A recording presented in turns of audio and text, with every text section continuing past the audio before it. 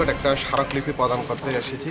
মূল উদ্দেশ্য হলো 31শে জানুয়ারি ত্রিপুরার একটি লোকাল নিউজ পেপারে আমরা দেখতে পেলাম সকালে যে ওই পেপারে যে লেখা আছে যে বোর্ডের পরীক্ষায় রোমান স্ক্রিপ্ট ককবরক লিখলে এফআইআর। তো এরকম একটা হেডলাইন্স দিয়ে একটা নিউজ বের হয়েছিল। তো এই কথাটা কি সভাপতি আদৌ যদি বলে থাকে তিনি কেন বললেন, কোন ভিত্তিতে কথাটি বললেন, আর এই বলার পিছনে তার কি উদ্দেশ্য, এটা নিয়ে আমরা ক্লিয়ারিফিকেশন চাওয়ার জন্য আজকে আমাদের এখানে মূলত প্রতিনিধিমূলক ডেপুটেশন। আপনারা সবাই জানেন 1978 সালে রাজ্যে বামফ্রন্ট সরকার প্রতিষ্ঠিত হওয়ার পর দীর্ঘ লড়াই আন্দোলনের ফলে 1979-এর 19শে জানুয়ারি ককবরক ভাষাকেও রাজ্যের অন্যতম ভাষা হিসেবে স্বীকৃতি মর্যাদা দেওয়া হয়েছিল, যেখানে আমরা জানি রাজ্যের দুইটি প্রধান ভাষা বাংলা এবং ককবরক দুটোই সমানভাবে মর্যাদা পেয়েছিল ককবরক ভাষা। কিন্তু ওই সময়কাল থেকেই স্কুল কলেজ লেভেল পর্যন্ত পড়াশোনার সুযোগ করে দেওয়া হয়েছিল।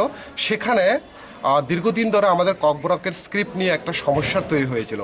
ওই সময় আমরা দেখতে পেলাম কি বিগত সরকারের আমলে যে কেউ রোমান স্ক্রিপ্ট কেউ বাংলা হরফে, দুইটা হরফই লিখতে পারতো এক্সামগুলোতে, পরীক্ষাগুলোতে কোনো ধরনের সমস্যার সৃষ্টি হচ্ছিল না। কিন্তু দুর্ভাগ্যের বিষয় 2018 সালে রাজ্যে পালাবদলের পর যে সরকার বর্তমানে প্রতিষ্ঠিত হওয়ার পর ওনারা বরাবর যারা 2000 গেছে বছরও এটা হয়েছিল সমস্যা মাধ্যমিক এবং উচ্চ মাধ্যমিক, যারা রোমান স্ক্রিপ্টে লিখছে তাদেরকে বাধা দেওয়া হচ্ছে যে তোমরা রোমান স্ক্রিপ্টে লিখতে পারবে না। যদি তোমরা রোমান স্ক্রিপ্ট লেখো তাদেরকে থ্রেট দেওয়া হচ্ছে, তোমাদেরকে ফেল করে দেওয়া হবে, এরকম করে দেওয়া হবে, এইভাবে তাদেরকে থ্রেট দেওয়া হয়েছে। ইভেন স্কুল ইনচার্জদেরকেও এভাবে তাদেরকেও থ্রেট দেওয়া হয়েছে যে কোনো ছাত্রছাত্রীরা যাতে রোমান স্ক্রিপ্টে এক্সাম পরীক্ষায় বসতে না পারে, এরকম তাদেরকে নির্দেশ জারি করা হয়েছে। তো আমরা বলবো যে এতদিন ধরে যদি রোমান এবং বাংলা উভয় স্ক্রিপ্টে যদি ছাত্রছাত্রীরা পড়ার সুযোগ তারা আদায় করে আসছিল বা এক্সাম দিয়ে আসছিল, তো হঠাৎ করে এরকম পরিবর্তন কেন? আমরা চাই রোমান এবং বাংলা উভয় হরফে যাতে পরীক্ষা হোক, কারণ মাধ্যমিক এবং উচ্চ মাধ্যমিকের পরীক্ষা মাত্র আর 1 মাস বাকি। তো 1 মাস আগে যদি আপনি হঠাৎ করে বললেন যে শুধুমাত্র বাংলাতেই লিখতে হবে, রোমানে লেখা যাবে না, বা দেবনাগরীকে লিখতে হবে, রোমানে লেখা যাবে না, তাহলে ওই ছাত্রছাত্রীদের ভবিষ্যৎ কী হবে?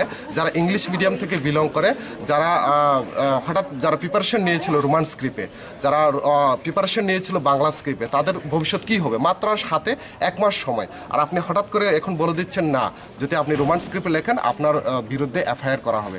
তো এর যে প্রতিবাদ, যে এই যে বলা হয়েছে, এটা আমরা তীব্র ধিক্কার জানিয়ে আজকে আমরা প্রেসিডেন্টের নিকট আসলাম এবং আমরা দাবি জানাচ্ছি যে প্রত্যেকটা ছাত্রছাত্রীদের যাতে পরীক্ষার ক্ষেত্রে ককবরক সাবজেক্টের পরীক্ষার ক্ষেত্রে রোমান এবং বাংলা উভয় স্ক্রিপ্টে যাতে তারা আনসার করতে পারে, তার সুষ্ঠু নিরাপত্তা যাতে বোর্ড কর্তৃপক্ষ নেয়, এবং যে কোশ্চেন প্রশ্নপত্র যে বিগত দিনেও আমরা দেখতে পেয়েছি কলেজগুলোতে রোমান এবং বাংলাতেই হতো, এবারও যাতে বোর্ড পরীক্ষাতে রোমান এবং বাংলা উভয় হরফে যাতে কোশ্চেন পেপার হয়।